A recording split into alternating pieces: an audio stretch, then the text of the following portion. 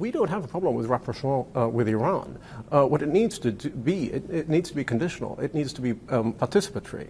We need to be able to engage also with the Biden administration, with the Iranians, with the region, so that because we're all implicated in these questions.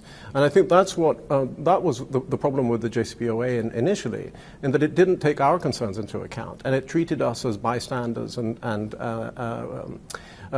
spectators when we felt that it was directly concerned with our security. So rapprochement with Iran, absolutely. We do business with Iran. We've got a significant Iranian population here. We don't have an issue with that. We do have an issue with, as you and your viewers know, ballistic missiles, nuclear technology, looking at a nuclear weapon, and the corrosive influence that they have on many Arab economies. So if we can put an end to all of that, fantastic. Everybody would be very happy to deal with Iran and on an equal basis.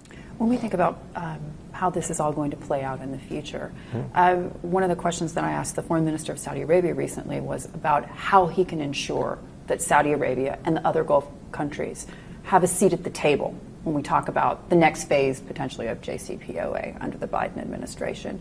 Does the Abraham Accords and that new relationship with Israel mean, do you think, that as a combined force, you will have a seat at that table? Your voices will be heard? I think it's kind of a low-hanging fruit to use our relationship with Israel to present a more unified position across the region in terms of what happens with Iran. We do have common interests.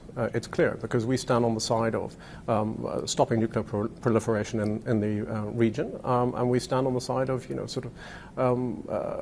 developing local economies and developing our human resources. So in that sense, we stand on the same side. How the Biden administration will take that into account is something that we all need to work on. I don't think it's a secret to the Biden appointees or future appointees that this is the way we look at the region.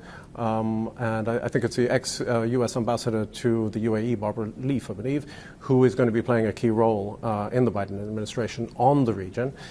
She knows our concerns very well, and we would expect that those concerns to be taken into account.